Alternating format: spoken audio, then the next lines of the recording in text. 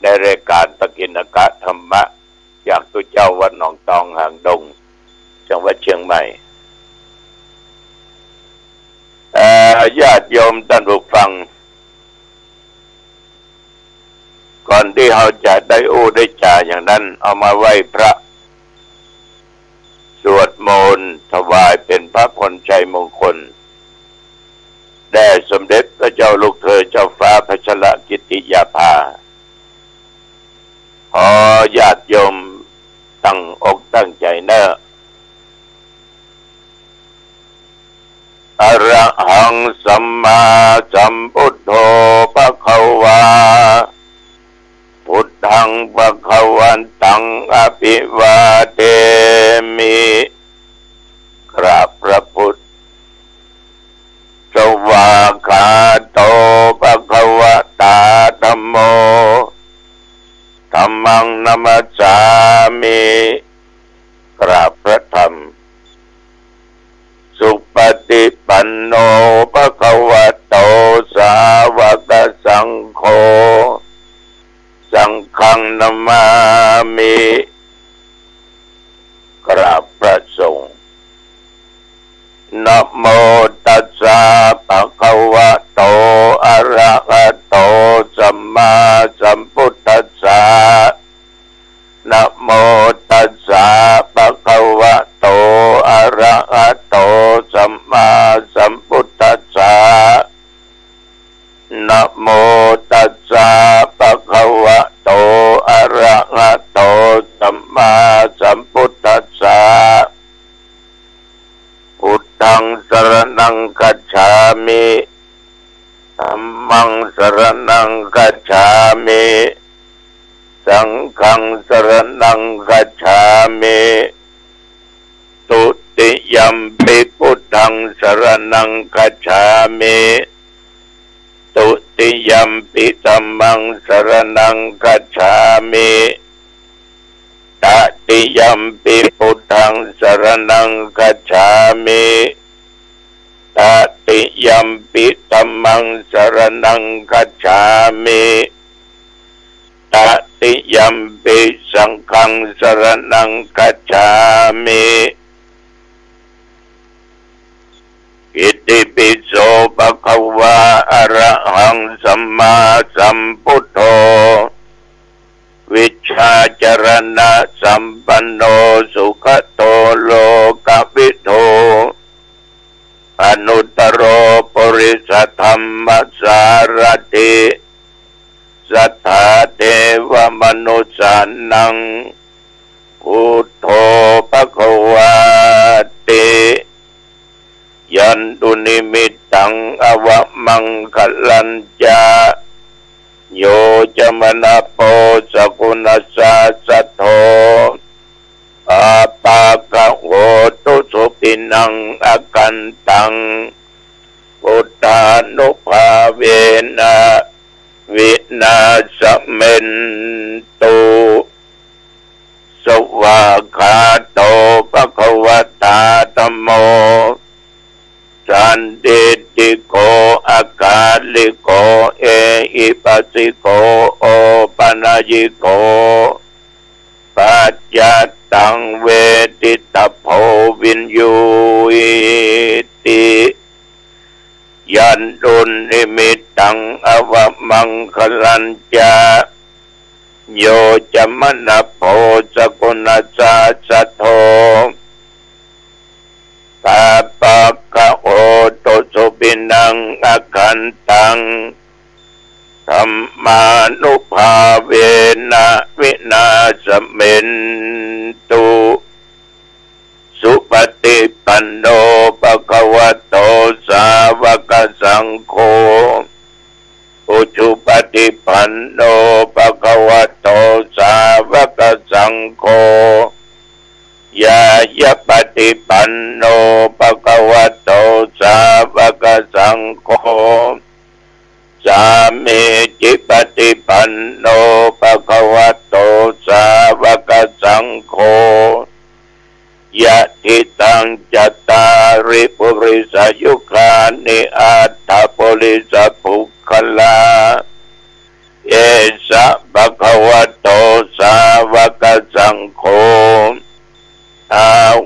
ยโยปาหุนัยโยทัพกินัยโยอัญชลีกรณิโยอนุตรังปุญญเขตังโลกัสสาติยันตุนิมิตตังอวมังคลัญจาโยจามนาโปสกุณัสสะสัทโธปาปะกะโหตุสุปินังอาคันตังสังฆานุภาเวนะวินาสเมนตุวิปัสสิสานามัตโตยะกุมันตัสสะสิริมัตโตสิกิสเปนามัตโตสัพพพุทธานุกัมปิโนเวสพุทธานามัตโตนาหาตกัสสะตปัสสิโนนามัตโตกัปุสันตัสสะมาราเสนปมัตติโนโกนากมนาสานามัตโตพระมนาสาบุสีมัตโตกัสสปัสสานามัตโต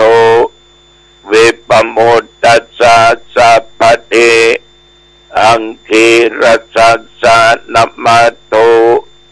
สักขยปุตตัสสะสิริมัตโตโยอิมังธัมมเตเสสิสัพพทุกขาปนุตนังเยจาปินิพุตตาโรเกยะถาพุตังวิปัสสิสุงเตชนะอภิสุนา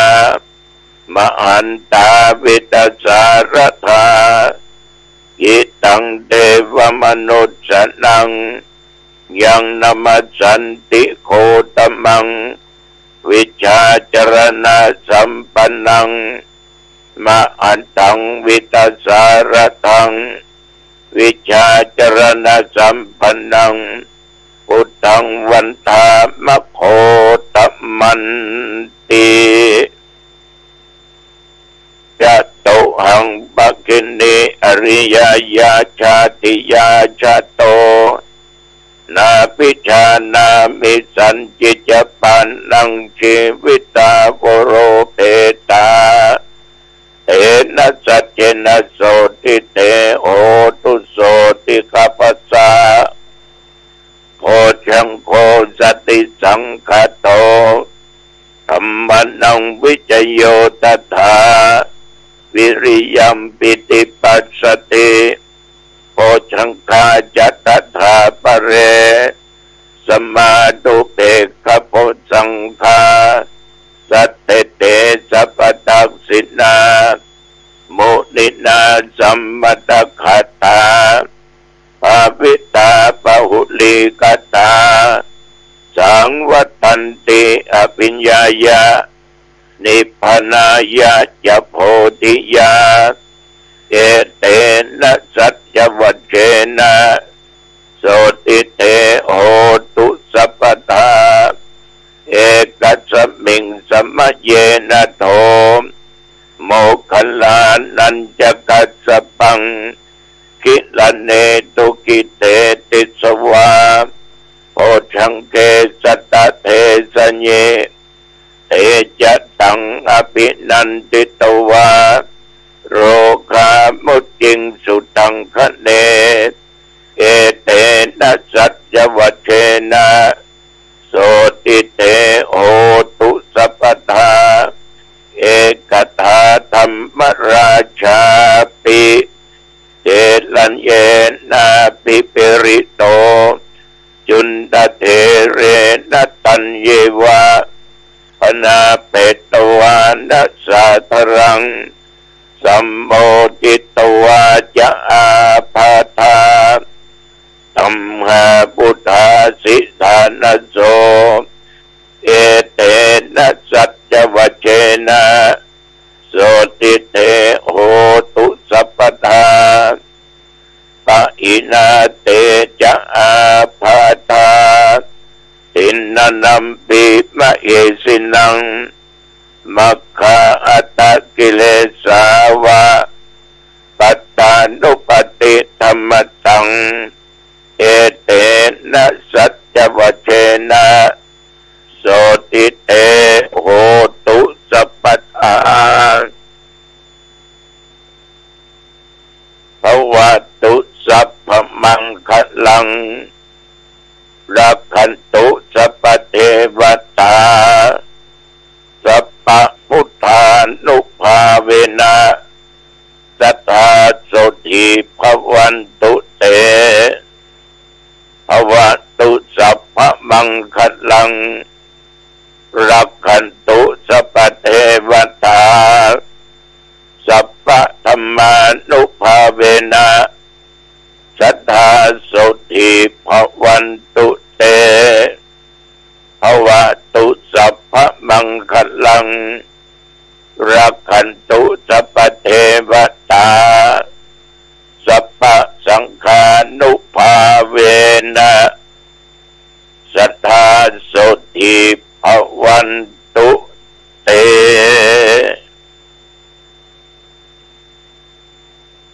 โดยบทพุทธานุภาพธรรมานุภาพสังฆานุภาพบทสาธยายมนต์อันศักดิ์สิทธิ์โดยจิตอันเป็นสมาธิอัตมภาพขอถวายพระพรชัยมงคลแด่สมเด็จพระเจ้าลูกเธอเจ้าฟ้าพัชรกิติยาภาขอพระองค์ได้หายจากอาการพระประชวรการเจ็บไข้ได้ป่วยจงหายมีพระสุขภาพพระมัยอันแข็งแรงดุจดังเดิมขอพระองค์จงทรงมีพระชนมายุยิ่งยืนนานได้120 พระพรรษายิ่งขึ้นไปขอถวายพระพรกรมอุตุได้บอกตักเตือนญาติโยมดูข่าวพ่องเรื่องฟ้าเรื่องฝนเรื่องลูกเห็บเรื่องลมอาจารย์ได้ว่าบ้านเราวันนี้ฝนตกแต่ก็มีโอกาสจะเจอฝนเจอลมลูกเห็บอย่างต่างจังหวัดเนี่ยหลังคาปิวว่อนลมแรงฝนตกหนักลูกเห็บก็ลงมาถล่มถ้ามาเกิดกะเพราจะลำบากดังนั้นคอยระมัดระวังไว้อย่าได้ชะล่าใจอย่าได้ขาดสติเป็นอันขาด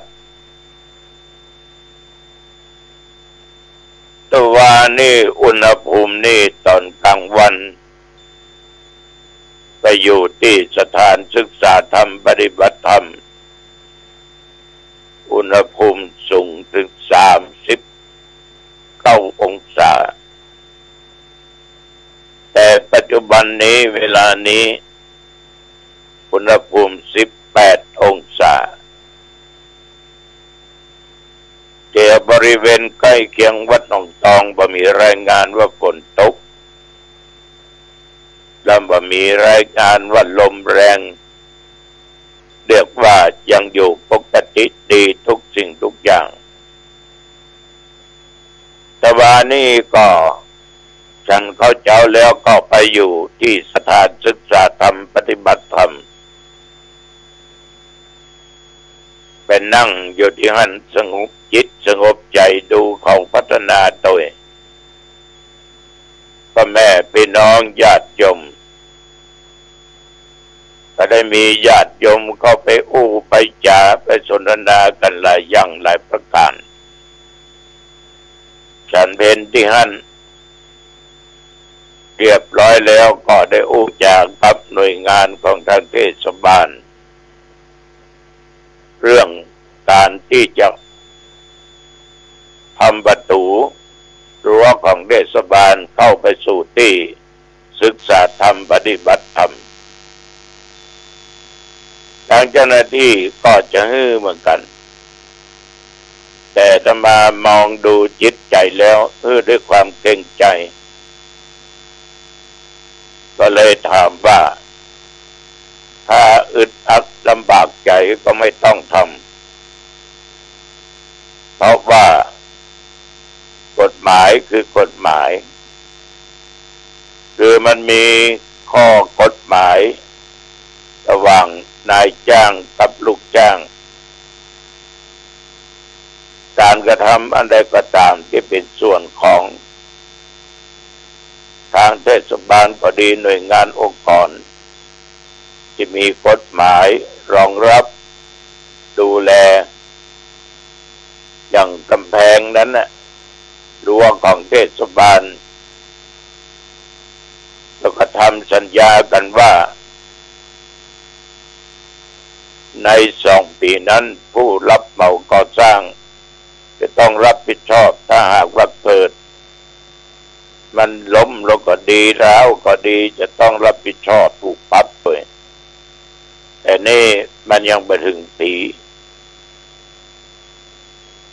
เขาจะมีงานก็จะแปลงประตูอีก1 ห้องดูแล้วมันอึดอัดกับเจ้าหน้าที่เพราะว่าทางคณะผู้บริหารก็หมดวาระทำอย่างก็ไม่ได้ก็บอกว่าไม่เป็นไรโยมทำจิตใจให้สบายที่เรียกมานี่ต้องการรู้ว่ามันผิดกฎระเบียบก็ถ้าผิดกฎระเบียบ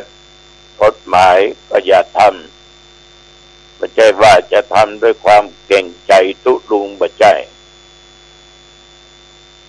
ดูได้เจ้าหน้าที่ก็ยิ้มนะเข้ามาหาใหม่ๆนี่ก้มหน้าก้มตาก็อยากจะอู้แต่เฮาก็โหในน้ำจิตน้ำใจเพราะจะทำด้วยความเก่งใจแต่มันบ่ถูกต้องจะมาก็มองเอาความถูกต้อง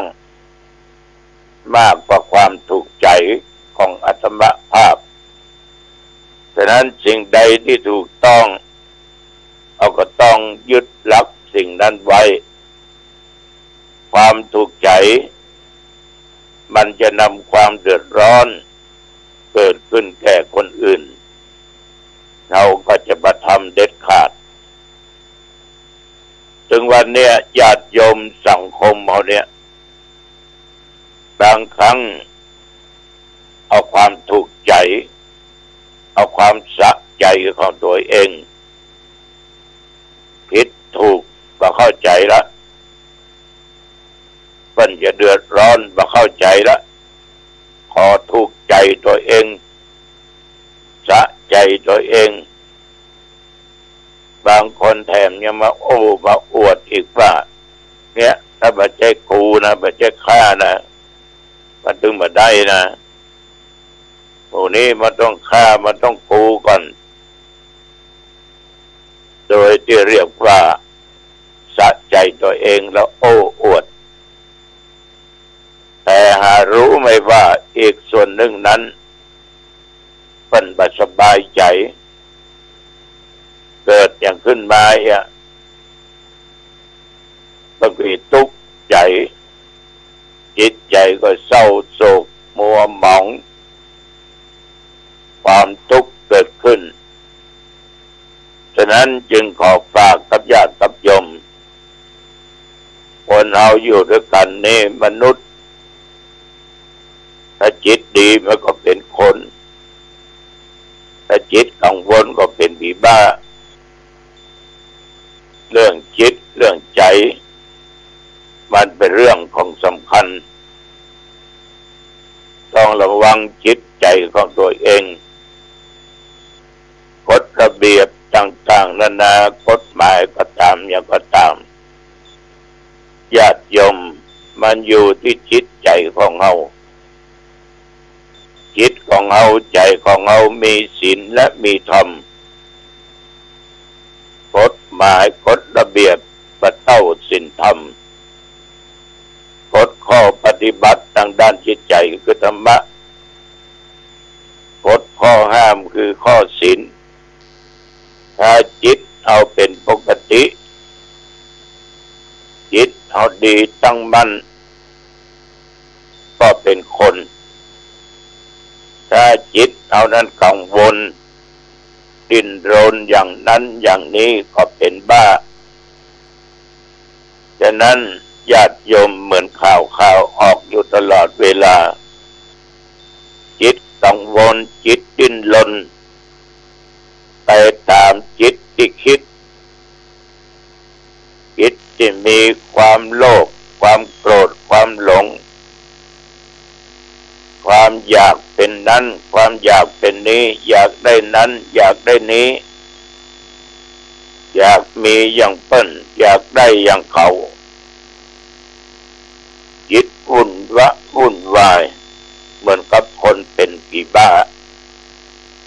เพราะคนทั้งหลายเมื่อหูมาหันพฤติกรรมก็บอกว่า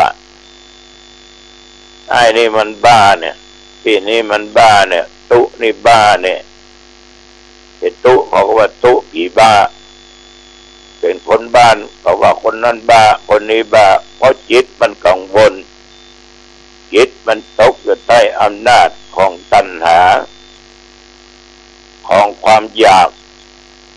มันเลยเหมือนกับผีบ้าฉะนั้นญาติโยมจิตใจของเขานั้นต้องมีศีลมีธรรมเพราะศีลธรรมนั้นอาตมะนึกเสมอว่ามันอยู่เหนือกฎหมายอยู่เหนือกฎกติกาทุกสิ่งทุกอย่างถ้าทุกคนมีศีลมีธรรมอยู่ในใจจิตมันดีจิตสดใสบริสุทธิ์จิตใสสะอาดมีแต่ธรรมะมีเหตุและมีผลถ้าหากว่ากล้าอู้กล้าจากล้าทำหรือว่าจิตใจกล้าอันนั้นเรียกว่า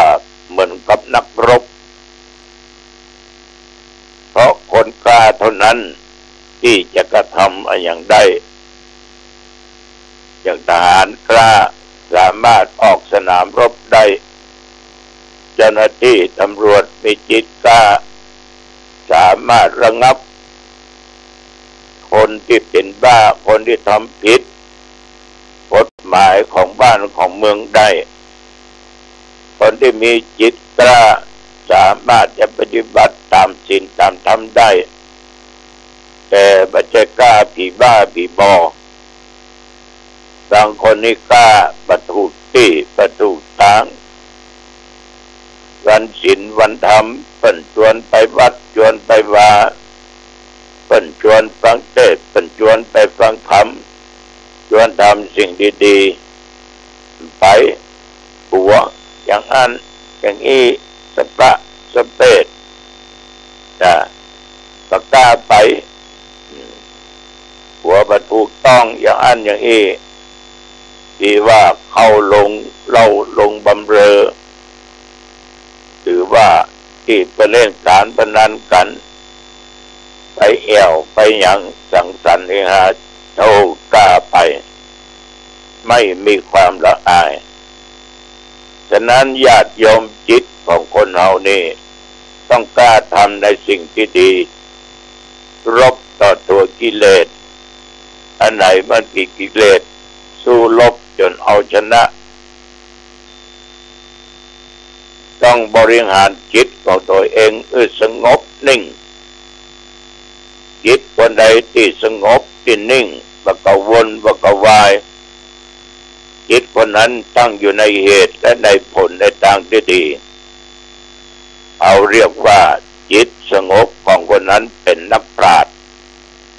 เป็นปราชญ์เป็นผู้รู้จักผิดจักชอบอันใดถูกอันไหนบ่ดีอันไหนบ่ถูกหมดอันนี้ผิดศีลด้วยเนี่ย อันนี้ผิดทำนู่นเนี่ยอันนี้จะนำความเดือดร้อนมาสู่เฮานู่นเนี่ยสู่ส่วนรวมนู่นเนี่ยจิตมันคิดนิ่งแล้วนี่คือจิตนักปราชญ์ทีนี้ญาติโยมจิตใจของคนเฮานี่ต้องระมัดระวังต้องมีสิ่งดีๆจิตใจจิตใสสะอาดจิตจะฉลาด